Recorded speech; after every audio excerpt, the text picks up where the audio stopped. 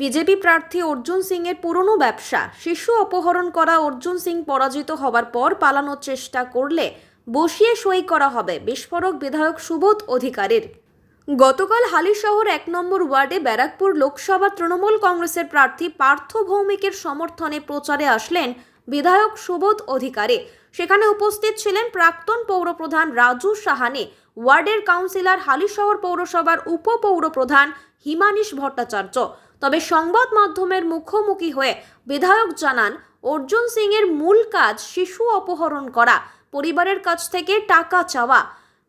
হলফনামা রয়েছে, ৪ তারিখের পর পালিয়ে যাওয়ার চেষ্টা করলেও বসিয়ে সই করাবো। দিল্লিতে গিয়ে বাংলার মানুষের উপর, বাংলার মানুষের অধিকারের উপর, বাংলার মানুষের খেটে খাওয়া মজদুরের উপর, বাংলার আবাস যোজনার উপর, ১০০ দিনের টাকার উপর, বাংলার ডেভেলপমেন্টের টাকার উপরে এরা আন্দোলন শুরু করে বন্ধ করার চেষ্টা করেছে। আপনারা সকলেই দেখেছেন। তারপরে কি এসছে? তারপরে এসছে পঞ্চায়েত নির্বাচন।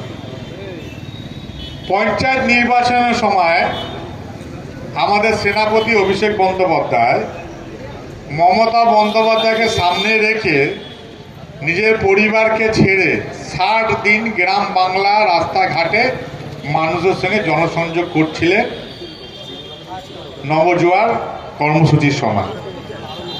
সেই সময় গ্রাম বাংলা খেটে খাওয়ার মানুষ তারা অভিষেক বন্দ্যোপাধ্যায়ের কাছে আবেদন করে কি আমরা ১০০ দিনের টাকা পাচ্ছি না, ২ বছর হয়ে গেছে আমরা ১০০ দিনের টাকা পাচ্ছি না, আমাদের টাকা আমরা গরিব মানুষ খেটে খাই, আমাদের টাকা যেন পাওয়া যাক সেই ব্যবস্থাটা করে। অভিষেক বন্দ্যোপাধ্যায় বলেছে এই টাকা কেন্দ্র সরকার আটকে দিয়েছে, আপনারা পঞ্চায়েতে নির্বাচনে মমতা বন্দ্যোপাধ্যায়কে ভরসা করুন, আশীর্বাদ করুন।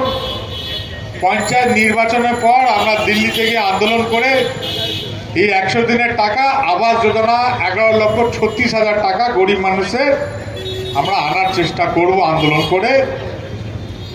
দিল্লি সরকার যদি না দেয় মমতা বন্দ্যোপাধ্যায় তার সেই ব্যবস্থাটা করবে। মমতা বন্দ্যোপাধ্যায় আপনার পাশে রয়েছে। আমরা কি দেখলাম? অভিষেক বন্দ্যোপাধ্যায়ের নেতৃত্বে আমাদের অনেক নেতা মন্ত্রী, সেই আন্দোলনে আমি নিজেও ছিলাম। দিল্লিতে যাওয়ার সময় সেই আন্দোলনে আপনারা দেখেছেন দিল্লি পুলিশরা কীভাবে নির্যাতন করেছে, তৃণমূল কংগ্রেসের লিডারদের মারা হয়েছে, হেনস্থা করা হয়েছে, অ্যারেস্ট করা হয়েছে। সেখান থেকে এসে আন্দোলন রাজ্য ভবনের সামনে হয়েছে, ধর্ণা হয়েছে। আবার সেখান থেকে গিয়ে আমাদের নেত্রী মুখ্যমন্ত্রী রেড রোডে ধর্ণা করেছে। এই 18টা সংসদ গিয়ে দিল্লিতে বারংবার দরবার করে সেই গরিব মানুষের টাকা তারা বন্ধ করেই ছাড়ল।